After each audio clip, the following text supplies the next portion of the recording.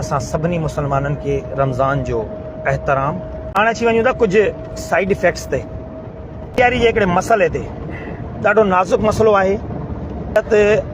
अॼु खां या कल्ह खां या हिकिड़े ॿिनि ॾींहंनि खां हालत ताईं ॾिसो, तव्हांखे ॾिसणी आहे हालत। रहमान रहीम व्यूअर्स, उमेद आहे ख़ैरियत सां हूंदो। सिंध जा मोती मटियारी चैप्टर। अॼु लाइव अचण जो मक़सदु डिस्क्रिप्शन में लिखियलु आहे, तमामु दोस्त ॾिसंदा हूंदा। पहिरीं त माशाअल्लाह सां आमद रमज़ान, ख़ुशि आमदीद रमज़ान। मसला रमज़ान शरीफ़ हिकु भलारो महीनो जंहिंमें असां मुसलमाननि ते रोज़ा फ़र्ज़ कया विया हुआ। अलाह साईं असां सभिनी मुसलमाननि खे रमज़ान जो एहतराम, रमज़ान जा सभु रोज़ा रखण ऐं ग़रीबनि जी मदद करण जी तौफ़ीक़ ॾे। हाणे अची वञूं था कुझु साइड इफेक्ट्स ते या कुझु ॻाल्हाईंदासीं। रमज़ान, आमद रमज़ान ऐं असां मुसलमाननि जो उन ते किरदारु, छा किरदारु आहे असांजो, इहो नथा ॼाणूं असीं पाण बि। बहैसियत मुसलमान असांखे ख़बर ई कोन्हे त रमज़ान जे अचण जो या रमज़ान जे अचण में असांखे कहिड़ो किरदारु अदा करणु खपे या असांखे करणु छा खपे। बाक़ी 3 खां 4 ॾींहं रमज़ान में सम्झां थो, पर तव्हां हालत अॼु खां या कल्ह खां या हिकिड़े ॿिनि ॾींहंनि खां हालत ताईं ॾिसो, तव्हांखे ॾिसणी आहे हालत वञी माट। सो असांजो जेको किरदारु आहे उहो रमज़ान अचण में सिर्फ़ु इहो रहिजी वियो आहे त बसि सामान वठूं, घर भरियूं, खाऊं पीऊं। अरे बाबा, रमज़ान खाइण पीअण जो नालो कोन्हे।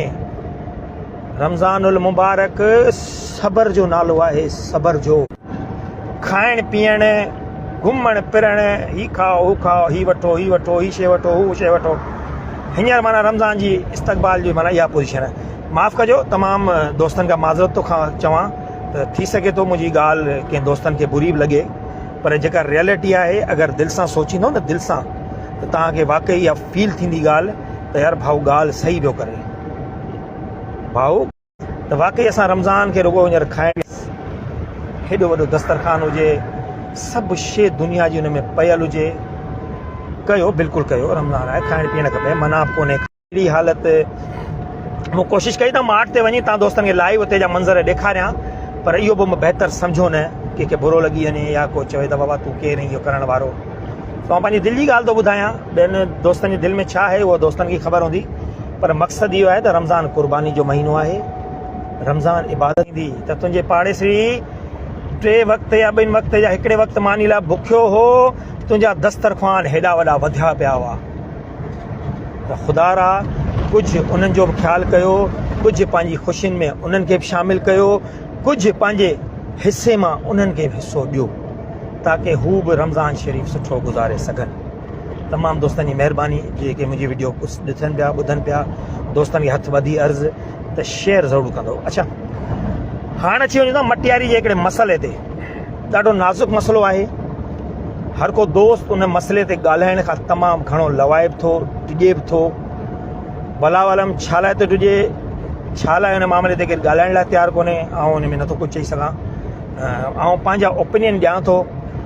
मटियारी डिग्री कॉलेज जी मस्जिद वारो मामिलो, ऐं सम्झां थो त इहो थोरो गंभीर थींदो पियो वञे।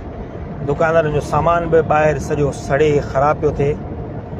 ऐं ॾिसो, ग़लती कंहिंजी आहे कंहिंजी कोन्हे, इहो हिकिड़ो मैटर ॿियो थो थी वञे न, इन में असीं पऊं बि कोन था। पर मक़सदु इहो आहे यार, सॼी मटियारी आहे, छा सॼी मटियारी में के अहिड़ा माण्हू न आहिनि जेके वेही हिन मसइले खे हल कनि। छा असीं नथा, असां उन ग़लती में पऊं ई नथा त ग़लती कंहिंजी आहे, छा मामिलो आहे। पर न, ईअं न आहे, ईअं न आहे। मटियारी अवाम खे सम्झां थो ॻाल्हाइणु खपे। मटियारी जेके सीनियर जर्नलिस्ट आहिनि, मटियारी जेके दोस्त आहिनि,